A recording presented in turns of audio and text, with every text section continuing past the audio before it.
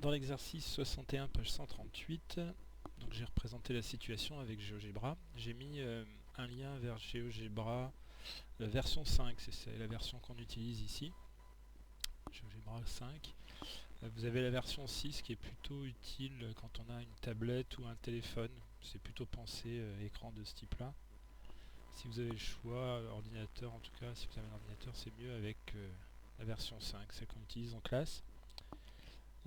Et donc là on a l'exercice 61, donc j'ai reproduit la figure avec GeoGebra, et donc le représentant d'origine A du vecteur U plus V. Alors U plus V, ça va simplement dire qu'on va construire le vecteur, un vecteur égal à U mais d'origine A. Donc on va obtenir la même direction, le même sens et la même norme, c'est-à-dire un vecteur égal qui partage les trois caractéristiques. Alors je vais le faire à la main, je ne vais pas m'embêter.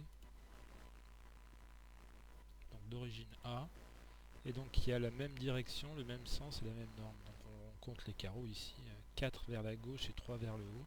4 vers la gauche, 3 vers le haut, et j'ai un vecteur égal. Ce vecteur s'appelle... Ce vecteur s'appelle A, c'est pas terrible, on va le renommer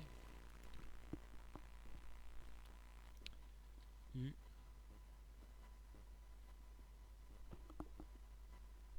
prime, disons. Voilà. Donc U et U prime sont égaux. Et puis on me dit de calculer U plus V, enfin de fabriquer le vecteur U plus V. Alors je vais chercher le vecteur V ici. Et je vais le mettre à l'extrémité du vecteur U', ce qui va donner avec la relation de Schall ce que je cherche. Alors je le fais à la main aussi, le vecteur. D'origine l'extrémité de U'. Et concernant V, vous voyez qu'il a 3 carreaux vers la droite, 1 vers le haut, 3 vers la droite, 1 vers le haut, on obtient ce vecteur là. Je vais le renommer en V'. Eh bien, ce que me dit la relation de Schall, c'est que le vecteur U' plus le vecteur V', c'est-à-dire le vecteur U plus le vecteur V, ce sont deux autres représentants de ces deux vecteurs. Simplement, je les ai positionnés de manière à ce que l'origine de U', ça soit A, l'extrémité de U' soit l'origine de V', et donc on obtient ici la somme. Le vecteur obtenu ici, le vecteur obtenu U plus V, c'est celui-ci. Donc on va le renommer lui aussi. Donc ça c'est U' plus le vecteur V'.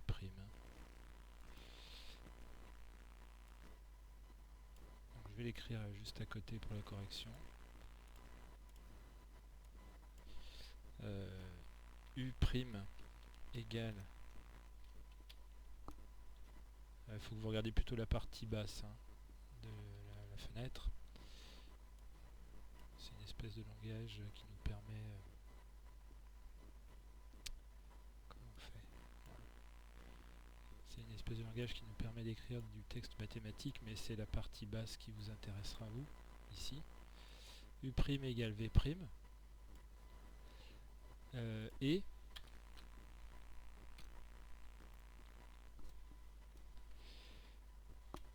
je nettoie un peu le code. V' égale V.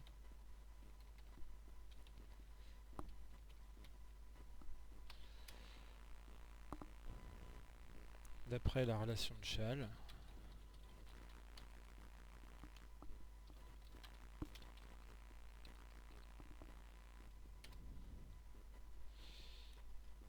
le vecteur AD égale U' plus V'.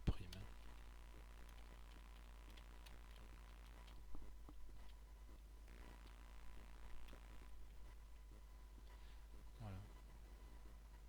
Et donc c'est égal à, je vais copier tout ça, U plus V.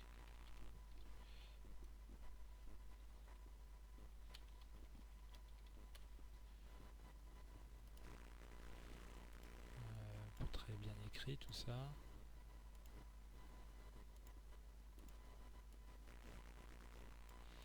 Voilà. Donc l'idée c'est d'aller chercher un représentant de U qui soit égal, mais d'origine A. un représentant de V qui soit égal à V mais d'origine à l'extrémité de A, donc c'est ici. Et donc le vecteur U plus V, c'est le vecteur obtenu en prenant le raccourci directement entre A et D, l'origine de U et l'origine de U' et l'extrémité de V'. En termes de distance, on est d'accord que c'est pas la même chose, mais ce qui nous intéresse avec les vecteurs, c'est le déplacement global. Et bien le déplacement le long de ce vecteur-là, dans cette direction, dans ce sens et à cette distance, suivi de ce vecteur-là, ça revient à directement aller le long de ce vecteur-là. Donc c'est pas une histoire de distance parcourue, c'est une histoire de point de départ et point d'arrivée. On a vu ce qu'on appelle le vecteur nul l'autre jour, un départ et une arrivée qui sont identiques, c'est ce qu'on appelle un vecteur nul, un vecteur déplacement nul. Il n'a pas de sens ou tous les sens à la fois, il n'a pas de direction ou toutes les directions à la fois, et en tout cas il a une norme égale à 0. On y reviendra. Alors je ne vais pas m'amuser à remettre des jolis U', V' en tant que vecteur parce que c'est un peu long. Et ça ne sera pas très intéressant pour vous. On va regarder la question suivante, c'est U plus W, toujours d'origine A. U plus W. Je vais chercher W, c'est ce vecteur-là. On voit W, c'est un déplacement de 2 carreaux vers le bas, donc je le reproduis à partir de C. Mon point, un peu pratique. On va le laisser comme ça, mais ça c'est W'. Et donc le vecteur U plus W, ce vecteur U plus ce vecteur W, quand je les mets bout à bout à partir de A, j'obtiens ce vecteur-là. Le vecteur, alors lui je vais peut-être le renommer. On va se servir de ça pour lui. Donc ça c'est W' et U'. Voilà.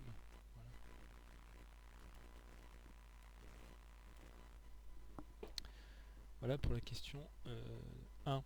Et enfin on recherche le représentant d'origine B du vecteur V plus W. Eh bien on va prendre V, il est déjà d'origine B, donc c'est parfait. On va aller chercher le représentant de W d'origine extrémité ici. On va aller donc les mettre bout à bout. Comme tout à l'heure, le vecteur W, il a des coordonnées simplement en ordonnée -2. Et donc le vecteur déplacement de V plus W, c'est le vecteur ici, tout simplement. Voilà.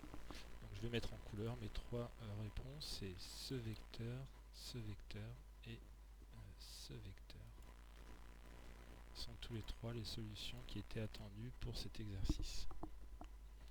Donc il n'y a pas vraiment de calcul, on peut passer à une partie calcul, on verra après avec les coordonnées en fait, ce que vous voyez en couleur peut être calculé en termes de coordonnées avec des calculs tout simples, ça fera partie de la suite. Voilà.